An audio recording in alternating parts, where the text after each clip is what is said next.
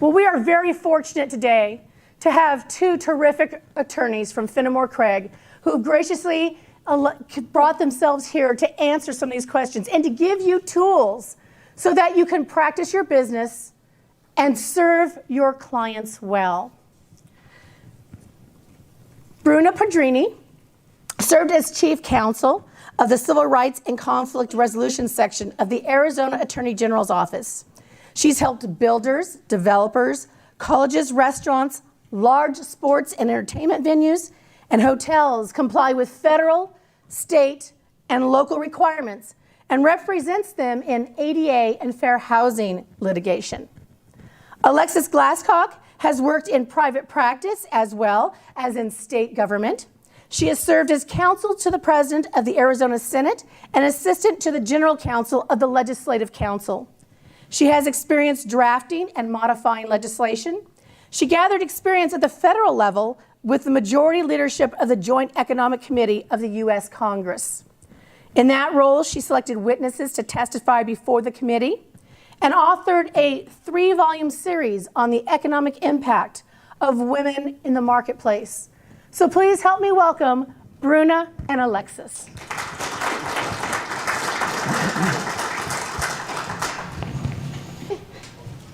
Our next hour is going to be on disparate impact. And so with that, that's kind of an interesting notion. And we've had trouble the last, I'd say, probably 5 years. It's really come into its own since Eric Holder and the HUD secretary at the time under President, I can't remember his name now. Donovan. Thank you. Mr. Donovan started really going forward on this concept of disparate impact. And there were lawsuits. And it has changed the way we think of what we do. And in some cases, this is where a lot of the fear comes in. Because in a lot of cases, it seems like no matter what you do, you're going to be wrong, and there's no way to win. And so people become paralyzed. And we have had agents and brokers who, when that first started happening, they would get out of the business, or they'd stop doing the type of business they had done because they just got scared. So this hour is about what that is, so we have an understanding of what that concept is, and then tools that we can implement so that we minimize our fear and we're able to actually carry on our businesses and serve our clients. So disparate impact claims. First of all, they don't assert illegality, but they do assert that your behavior or policy has unequal impacts, even if it's a neutral policy. And that's where our confusion and our fear comes from. Since every policy we have will impact some people more than others or differently, how do we as business owners and property owners create an acceptable policy? Well, that's a big question. So it's like, all right, so first let's back up and talk about what is disparate impact and what is intentional discrimination. Okay, so just so we're clear. All right, so when we talk about, so in civil rights you have intentional discrimination is when you do something that is with a purpose to discriminate. Okay, so to treat someone differently, and we say because of a protected class status. Okay, and so while we're talking about this, I want to also back up and say, does everyone understand like what a protected class is? Okay, yeah? Do we know why we have protected classes? So we can't discriminate. So they don't discriminate. Okay, so we can't discriminate. Okay, well, okay. So is everyone in this room in a protected class? Yes, somehow. Right? So everyone has a race, a color, a religion, or a choice not to have one, a gender, right? All of the above, right? So everyone's in a protected class. And the reason, though, that we talk about protected classes when we talk about civil rights is because of the term that when we say an immutable characteristic, right? So an immutable characteristic is something about yourself that you cannot change. So when you are treated differently because of something that you cannot change about yourself. So if I get up this morning and I do something really dumb, right? I'm walking around and I've got $20 hanging out of my pocket, and someone comes up to me and, pulls that $20 out of my pocket and, takes off or does something like that and treats me badly, so they've stolen something from me because of that, or the like, I can change that down the line, right? Because I can just change my behavior, right? I can put my $20 in my pocket and not be a fool, right? But if someone wants to, when I get up in the morning, decide that they're going to treat me badly because of the color of my skin or because of my gender, there's not a darn thing I can do about that, right? Because I don't get up in the morning and say, today I think I'm going to be a different color, right? Today I'm going to be a different gender, right? I'm going to be something different. So that is why we talk about immutable characteristics. And so when we talk about intentional discrimination, we talk about treating someone differently because of their protected class status, because of one of those protected classes, okay? When we talk about disparate impact, we talk about having a policy or procedure that's neutral on its face, okay? So it doesn't say, I don't rent to women, okay? But as applied, okay, so as applied, it tends to have a disparate impact, and a negative impact on a particular group of people. So for example, if I say, I don't rent to anyone who is over 5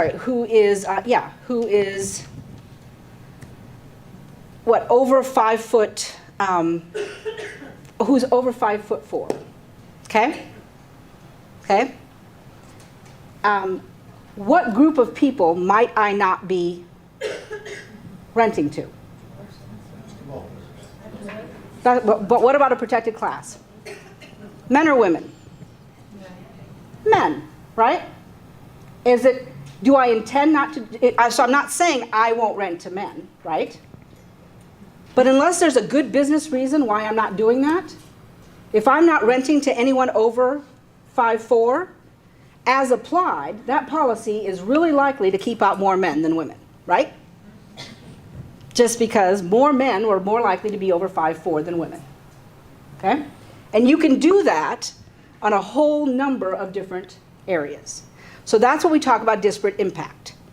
And so when we were talking about it in fair housing, again, we're talking about creating policies and thinking about, okay, I didn't write this policy with the intent of discriminating. But as this policy is applied, it can end up harming or being applied to a particular group of people and keeping them out, right, of a market or the like. So that is what, how we think about it. And that is how we try to avoid creating policies. We try to think about, as I apply it, who does this impact? Right? And unless there's a good business reason for how I do it, sometimes we just have to back it up and there's a different way of doing the same thing that doesn't have the negative impact. And what the disparate impact analysis in the court case, I think that we're going to talk about is that, and this is not new, so the court just upheld what had always been the case, was that you don't have to prove intent. Mm-hmm. So with a disparate impact analysis, you don't have to prove I set out not to rent to men. You just have to show that this is what happened and this is the policy that is at the root of it. Okay. So I'm gonna go sort of tweak a couple of questions that we had Okay. because we're following up on that Okay. right now. So one point, Eric Holder and Sean Donovan had made a speech in which they were describing disparate impact. Mm-hmm. And they were talking about how they were very conscious of that and they were going to be basically looking out for that in insurance, real estate type of transactions, and lending. So one of the examples they gave in this presentation was a real estate agent who does not do short sales, but does business in an area, a neighborhood, an area, where at that time there were a lot of short sales.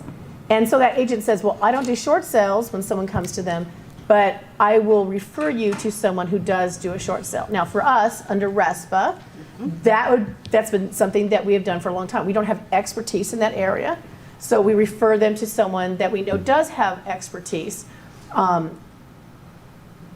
Under this presentation, they said, well, we think that has disparate impact, and we would look at that real estate agent and start to talk to them about what that, because the impact is you're more, and the supposition was that, as they stated, it was that more short sales were happening in minority neighborhoods than non-minority neighborhoods, which wasn't true at the time, at least here in Arizona, but that was their scenario. So how do we, as agents and brokers who don't practice a particular type of real estate, because that's huge and broad, we can't possibly practice every aspect of it. How do we do that and not have someone come in and accuse us of that? Well, I think what part of it's going to be, what's your practice been? What has been historically, what have you done? Because if you have historically done it, now you're not, that argument can be made. But if on the other hand, you've got pretty strong evidence that you haven't done it, Okay. that would be, I mean, Yeah. pretty convincing. So, okay, so when you're talking about have done, let's say in the last recession I did short sales. Right. And we're going to have another one in 10 or 12 years. Right. And so then now you, I but you don't haven't want to done, go through that. but you series weren't again. doing it recently. Okay. You weren't doing Thank it you. recently. All right. It was separated by enough time. It was a different market. You have an arguable reason why you were doing it then, and then the market changed, and so that's not part of your Okay. business profile now. Great. All right. Or, I mean, and, not or. So you aren't doing that, and it's associating with someone who might. So as with most areas, and like lawyers have this, and doctors have this, and everybody else, you will, this is not your area of expertise. Right. But you can associate with someone who does those. So saying specifically, so if it's used as a pretext Okay. to not work with particular communities, Right. then, right, I mean, a pretext would actually be more intentional, right? And so what they're looking at is, are you creating just a policy that as you end up applying it, you're keeping out all of these, it's having a disparate impact on a particular group. Okay. So then we're going to look a little bit further in there. Is there something else that you could do, right? For example, associating with, Right. are there some other business reasons why you never have? Like I've been in real estate for 30 years, I have never touched a short sale, right? Right. So it's not just in this particular recession or whatever else, and I do this because of the particular requirements and I'm not good at them. And I wouldn't do them if they were in a white neighborhood. I wouldn't do them if they were in whatever. Right. Right. Yeah. Okay. Right. The whole thing Yeah. turns out it was at a pretext. Yeah. Okay, great. So with this, one of the concerns that we get with the whole disparate impact and folding that into the furthering fair housing mix, so when we look at those together, particularly that map with the orange and blue and black dots, we've already sort of touched on the steering laws and how it's not what we would at first blush consider a problem under steering, which has always been a problem. But how do we make sure that when we're speaking to our clients, and particularly with the auspice of that policy being, hey, communities, you need to have a more equal distribution of the different types of people. So how do we start dealing with the fact that at the local level, when they start getting pressured to have more distribution, that directly goes to us. So although the premise may be, don't worry about having your folks want to live next to grandma and grandpa, which is a lot of times what's happening.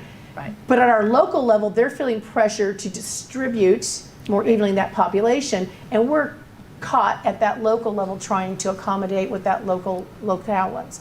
How do we start managing our business so that we can, because in the end, all we want to do is make sure our client gets the house or condo they want in the home, in the neighborhood they want. But we're starting to feel pressure from the different layers of government on that. So I would ask for a little bit more clarification, because I wonder how much of it is, I don't want to say true, but how much of it is perception and how much of it, who's feeling the pressure. So if I can get a little. So at our level, we Yeah. would be feeling pressured, like we're caught. Realtors like, are feeling how the do pressure. we do this? How do you Right. How do in we your come- individual Right. sale? I mean, so sale by sale, you're feeling pressure from what government So as things trickle down, so you have the map in general Right, that's saying, right. okay, we want a broader distribution. So there's a lot of orange dots here. I'm looking at my client going, great, my client's an orange dot client by their own self-identification. Right. So, but they want to be there because grandma and their grandpa are there. their family's That's there. where they want to be. Right. So as that trickles down from the feds and it starts to get down to the local Right. city level, and those people are looking at it and they're going, wow, we're getting pressure from the feds to have a more equal distribution of our population. Now we're stuck. How do we help our client? But we're feeling that pressure from the equal distribution. So are you showing when you generate your MLS, they say, I want to be in this neighborhood, do you suggest others as well? I would say it probably depends on the person, right? If they come in and say, my grandma and grandpa live here, I only want to live Right. here, that's the client's choice. Right. So then it's documented in your file that Okay. client presented that way, and so you were accommodating their requirements. And maybe you've also said to them, and you've documented in your file, there's these other areas that are equally beautiful and that are maybe not in the same exact zip code, but are nearby. Okay, they've said, no, I just want to be with my grandma and grandpa. Then- okay, so that conversation log that a lot of your brokers ask you to keep, that becomes very critical in Right. this situation, that you're notating and detail what you're discussing, how you're discussing it, when you're discussing it, so that it really is documentable that your buyer, your client, is giving you the direction. I only want to be within 1 mile of grandma and grandpa, as opposed to something else. Okay, yeah. It sounds like the government is steering. Well, and that's where I'm having a question about, is the government actually doing that? Or is that just the perception of what people are feeling? That's what I'm trying to when they get issue at. the maps and they issue the declarations, then that is where we're getting That's this. what generates It's the pressure. It's coming down here. We're going, okay, equal distribution of population, and they're giving a map with orange and blue and black dots, and they're saying, and they're making those statements through their policies and through their guidance and through their just general press releases sometimes. So where do we go with that? Because what I would, okay, and so I would look at the applicability of what they're talking about. So when you are, so the affirmatively furthering fair housing rules, for example, Right. go to CDBG issues, right? Right. And so when you're talking about community block grant money going to cities, and they're looking at what are the impediments to fair housing, for example, Okay. right? The pressure has been from the federal government saying there is money that Right. goes to the cities, and other local, entities. And as part of that, and this isn't, again, when I say it's not new, and again, so there's money that goes there, and we want to make sure that as you're using that money and you're doing your analysis, that there aren't impediments to fair housing that are out there that aren't creating these pockets of segregation.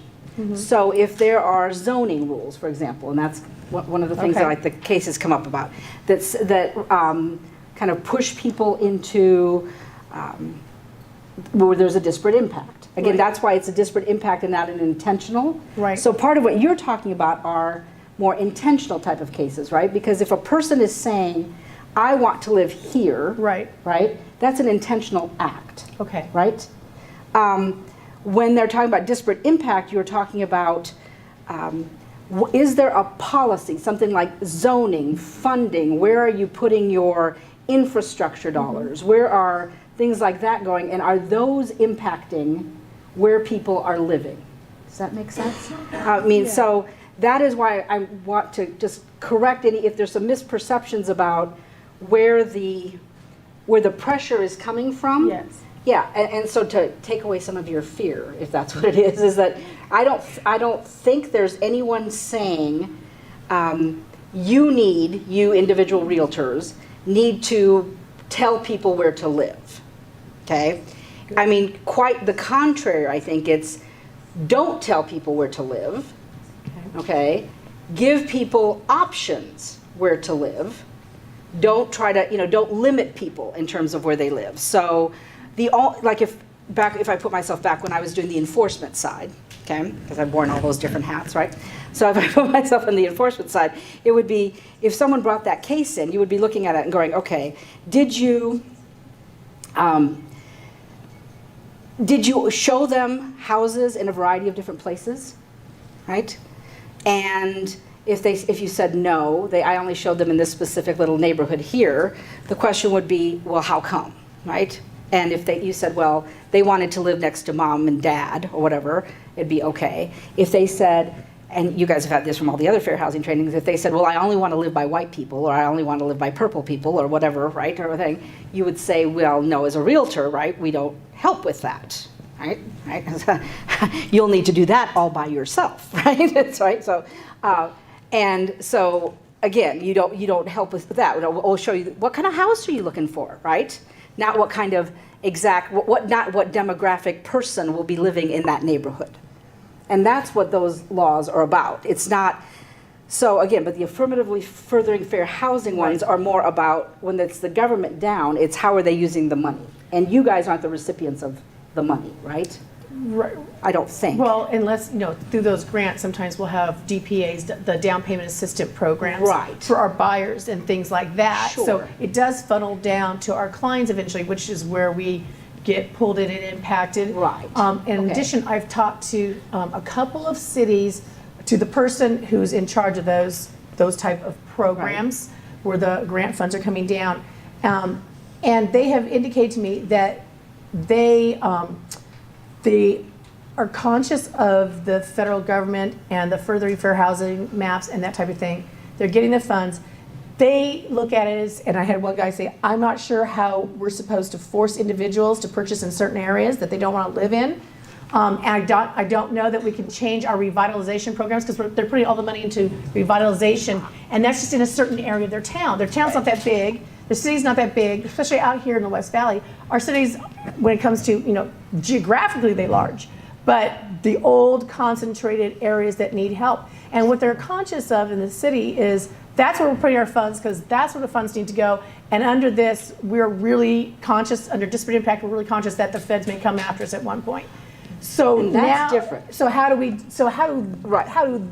that type of thing happen as well? Because now that potentially could affect where our clients are able to go to find properties, or even our investors if they're willing to take those funds to rehab that property in that city. And that's different though, because Okay. when you're talking about revitalization dollars and the like, and again, those are going to the cities. Yes. Okay, so they're not going directly to you. Right.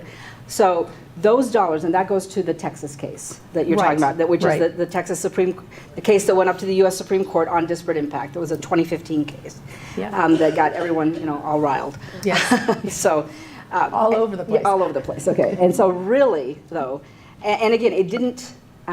First of all, if you have the Supreme Court affirming disparate impact, you know that it didn't really step out of line from what had been always the law on disparate impact. So that would be the first thing I would tell you, that so nothing is new from what you have had since 1991. Okay, so if you've been practicing, and doing this since 1991, it's not like we all need to like all a dither right this moment, right? Because what the U.S. Supreme Court said was, this was the law before, right? This is the law now, and it's going to continue to be, because it just affirmed what all the Court of Appeals had said prior to that on disparate impact. All right, so setting that aside for a second, what happens in that case and with revitalization is that a lot of revitalization projects and monies had been put into, and in that particular case in particular, had been put into communities where which was largely a minority community. Okay, so revitalization was going to, or in this case it was inclusive communities monies, was going into neighborhoods that were already 90% minority communities. Okay, and that none of the money was going into white communities. Okay, and the point being that none of the affordable housing kind of stock was being built in white communities. So it's that people of color, if that was, who with the ideas of diversity, were not being given opportunities to live in white communities or predominantly white neighborhoods or communities, because none of the housing was being built there. Okay? That instead the housing was continuing to be built in the same neighborhoods where it had always been built. So, and that was the crux of the fight, and that's why it was a disparate impact. It was, in looking at this, it wasn't that this group that had set out to provide dollars for this inclusive communities was and the city there had done anything, didn't mean to be doing in their mind anything wrong. They were providing all of these dollars for more affordable kind of housing units and other units like this, but they were placing it in the same places where they had traditionally placed them. Okay, and so that was the policy that was neutral on its face, but as applied was having a negative impact on a particular group of people. So that, So that it's was a pretty deep dive into Yeah. law for all. That was ICP versus Texas Housing Authority. Right. And if you want to read that law and read the opinions, you can go to the wemargad.org website, and we have it up there, so you can look at that and read it and read a little bit more about what that whole case was. I think it was in Houston, wasn't that Yeah, case in yeah. Houston? Yeah. So that might be something for you to look at, just so you can understand a little bit more about that. So following along sort of those lines, to the other part of it. So we have a community that needs to be rehabbed. People are going in there, particularly investors, are going in there and they're rehabbing and modernizing and improving the area. And all of a sudden we get, now goes from being a rehab revitalization area and it starts getting that term gentrification. And now prices go up and people who had been living there are moving out because it's too expensive. And under disparate impact, we start having some of those issues come under. So explain to us, particularly if we are working with investors, like how does an investor decide, yeah, I want to go rehab that building and I want to make money. The idea is to rehab it, bring it up to snuff, get rental in there and get income. I mean, that's the whole, no one does it because they, go in the hole. So it's a living to these people. Investors who do this, this is their living. How do we as real estate agents helping them, how do they know when it's okay to rehab that building and not the other one in another part of town without getting caught up in this? Well, I'm going to let Bruna take the lion's share of this, but what I do want to mention is that this is a really huge issue. And last year, the legislature passed GIPLET reform, which basically what it did is it went in and said before there were properties, you could be across the street and one was in a blight area, and so they got complete tax abatement, and then the right across the street was another building, and they were paying the taxes, and so there was it was a long time coming, but now it is going to gradually reduce and eliminate that break, and that's in downtown Phoenix, and that was a huge change, and there may be some follow-up legislation on it this year, but that is directly aimed at that sort of situation. Exactly. So are investors, when they're taking their capital and trying to rehab, how do they know on the back end they'll be okay? Well, now the game has changed, right? So now they need somebody to look at it and see if they go in now, and also the people are grandfathered in, so if they're going in now, they're probably too late. But nonetheless, they want to have an attorney look at it and see a tax attorney and tell them, is this a smart investment or not, if you're trying to take advantage of some kind of tax breaks related to that. But it is an issue for investors because those things happen. But it looks like the will of the legislature is now to take away those kind of breaks. So we'll see. ATRA, which I'm sure you're familiar with, the Tax Research Association, has been really vocal, and they championed that issue last year. So even without taxes, let's just say they go in and they want to, there's a fourplex. Right. And they want to rehab it and turn it into something else. Or they Right. want to take it down and turn it into different types of dwelling units. Right. But they're really concerned that as that particular area starts to grow and other investors come in and things get better, how can they go in with some kind of surety that what they do as an investor going in and risking their own money, Right. investing their time and energy and talents into this property, bringing it up, being rewarded with tenants who pay a Right. little more than, Right, because it's a premium property. that they're not going to at some point be accused under disparate impact and have to decide that. Because as these areas start to gentrify or become better, then Right. you get People that have move to- out. right. And now you start getting the people who worked to make these properties better they start coming under this scrutiny. That makes them nervous. But then that goes to the upset. question of, are they making their property available to everybody? If they're excluding some portion of the population from Right. renting that property, or if they're only advertising in certain publications or certain areas where other people wouldn't get access to that information, then conceivably there's an argument that they're doing that. But if they're just MLS listing and anybody could go rent it, Right. or their apartments.com or whatever it is, then it's available to everybody. And even as that property is changing, I don't see a disparate impact there, because as you've got regentrification, you're going to have more people moving in, but you're not forcing. It goes to the cost Right. going up, and then Right. are forcing Right. people. So we just have to be okay with that cycle and understand that there might be an issue or not, and that's just part of the business risk. Well, yeah, again, I mean, when you're talking Yeah. about disparate impact, you're talking about, at what point does it's a policy, right? So it's a policy that as applied. So it's not an individual person's or an individual investor's Right.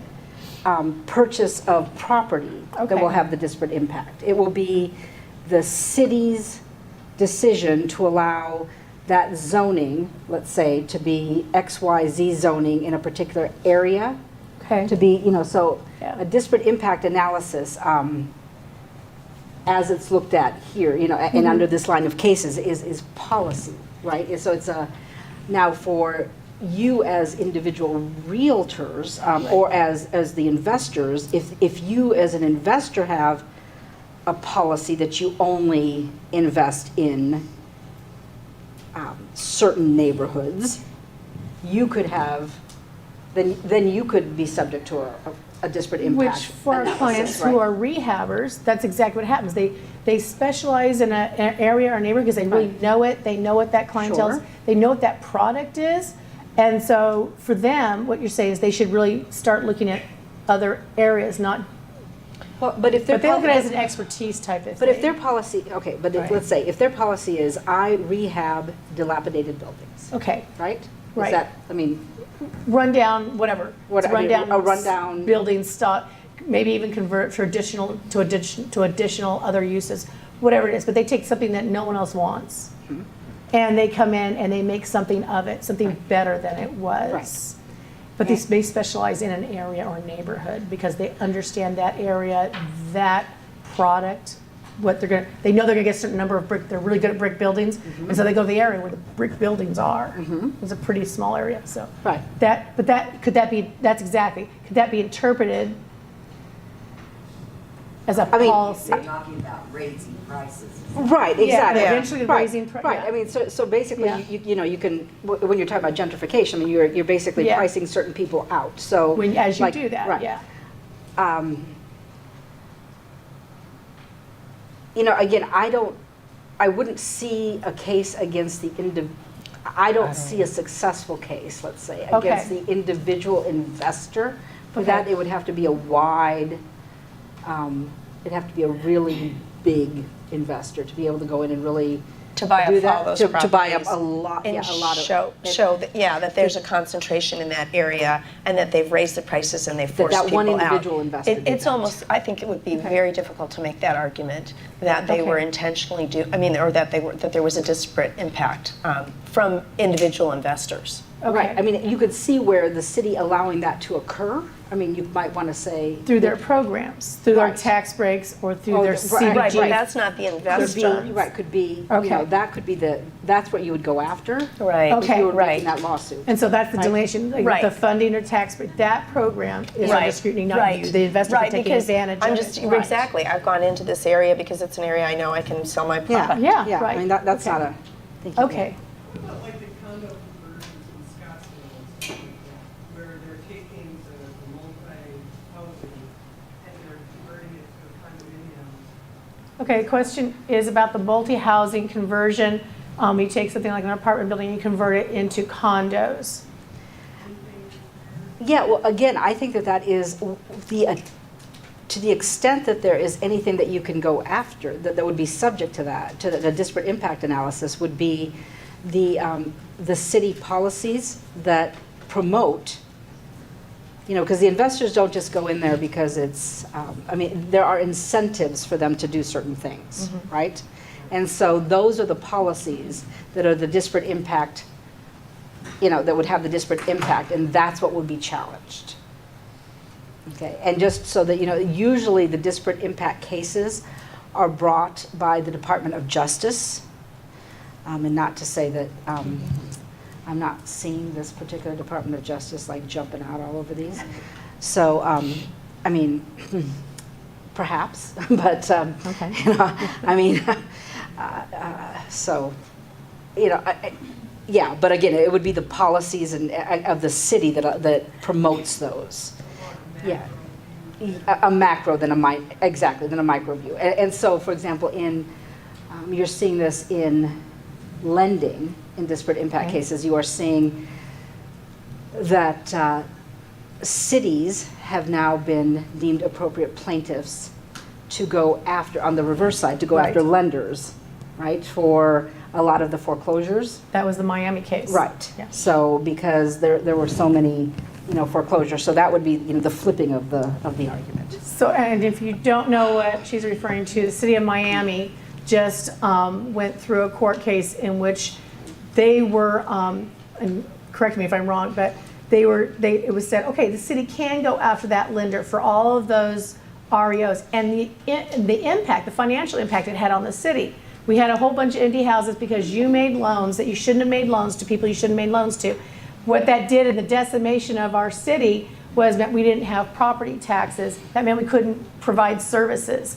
And so in the court case, they just said, yes, Miami has standing to go after that. And that was why that was a really big deal, because previous to this, cities didn't think they had standing, and Miami went after it. So that case, by the way, is on wemarkgad.org if you want to read it and sort of look into it. It's on the website. And it has those two parts. So it's standing and disparate impact, And- because Go ahead. if you think about it, there's the standing of the city, right? Yes. And then the disparate impact is, did the bank go out and individually say, we're going to, we are intentionally discriminating when we are providing these subprime loans, right? You would have had to file every single one of those cases, right? Yeah. No. Instead, if they went after them on a disparate impact, by having a policy that perpetuated this kind of underwriting, no doc loans and subprime lending and the like, you allowed the decimation of these particular neighborhoods. That is a disparate impact type of case applied to an industry. So that's huge. Think about the ramifications. As you start thinking about what we just went through the last 8 years, think about the ramifications going forward. So since you brought it up. Since you opened your big mouth, what?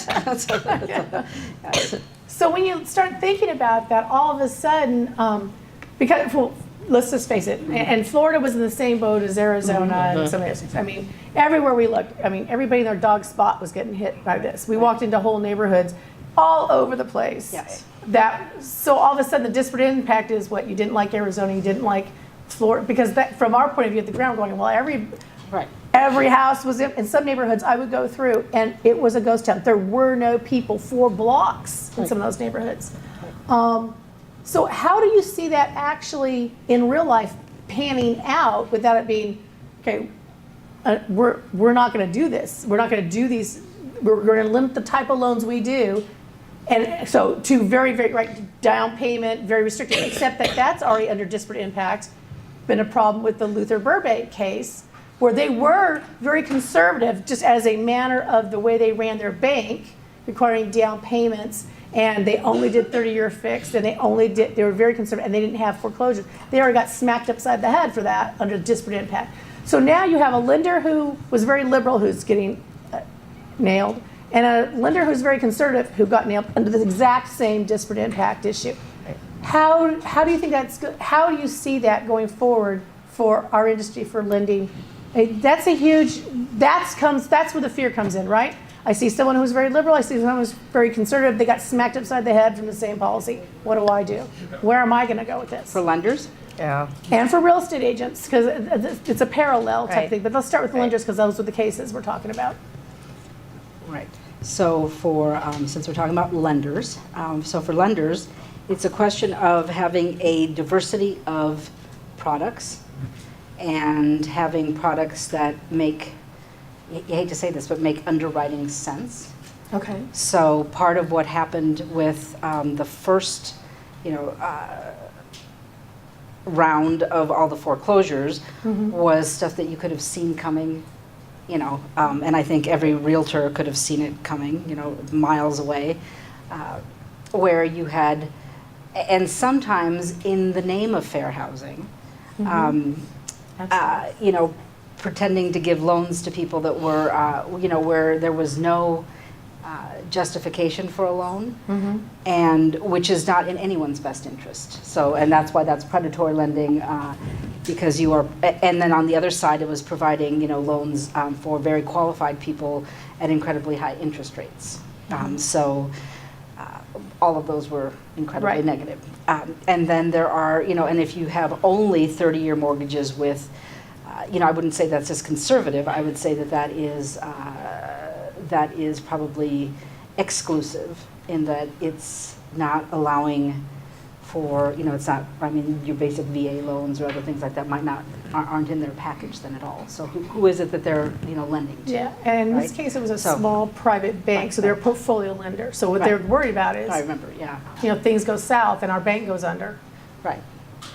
So, and I understand you're Yeah. saying, okay, you only have one flavor because so being too conservative is a problem. Yeah, not having any diversity at all. Right. Yeah, so it's just having some, and they could have had a business justification for their basis if they were sufficiently small, and again, without, that's pretty fact specific.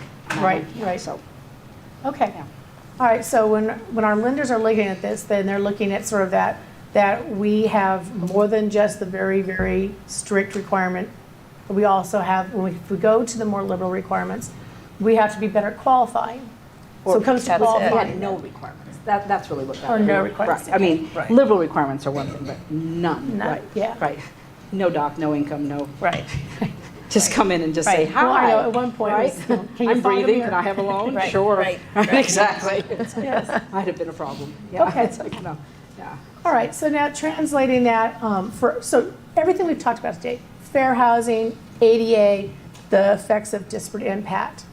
Can you give us just a couple of tools or ideas that we just need to keep in our head on a regular basis that will help us get through this? So I think the first thing that you want to do is you want to have that checklist. You Okay. want to have, when you're meeting with the client, your checklist of what you're doing, that you have those things. So it's just a visual reminder of things that you want to be aware of. And then you've gone through and you're thinking about, did I offer the variety of communities that meet these requirements that are not specifically in that area, and I've documented that. Did I, in terms of the person being qualified for this house, whatever the standards are, Right. Was it reasonable? It's really kind of an eye to that, right? And documenting for yourself what you've done, that you've done you've followed that checklist of those three things that we discussed. Yeah. No, I think. And Bruna, is there anything? No, I think that's exactly right. I think you just need to, whenever you're talking about any of these laws and applying them, you just need to think in terms of being inclusive, trying to be, fair, and not being fearful. It is, again, this is not a law none of these laws are intended to stop anyone from doing their jobs, and actually properly applied, they should be helpful to you and expand your client base. And when they're not doing that, I would urge you to step back and ask why not, and really question whether you're getting good information about what the law is, because a lot of times, and I've been doing this a long time, there is a lot of panic that gets out there and a lot of misinformation. It used to be, you can't sit down and, if you offer one person a cup of coffee and the other person another cup of coffee, you're going to get sued. Well, no, right? Everyone just breathe, right? That's not the case. You don't have to quit practicing, any of that. Just, again, if the law doesn't make sense, take a step back, ask someone, and as long as you're trying to be inclusive, you more likely than not will be fine. Okay? And I just want to mention, you've got a great resource with Liz Yeah, here. You have, she's got a phenomenal know, Okay, website and yes. also Thank you. really Absolutely, grasp yes. of all these issues. I mean, she really can help you to sort through Absolutely. what you should and shouldn't be doing, and knows when she needs to ask somebody, Yes. you know, an attorney. But really, your knowledge base is very, It very is strong. very strong. Yeah, Yeah. very strong. Been to a lot of associations, and this is a very good one. Yes, Thank you. you're very fortunate. So I want to thank you all for coming today and taking your time to this. I know I learned a lot. I think you probably learned a lot as well. So know your resources, know who to talk to, find that person called an attorney. And I also want to thank Bruna and Alexis for giving us your time and all this knowledge and these tools. It has been wonderful, and we really appreciate this. Thank you.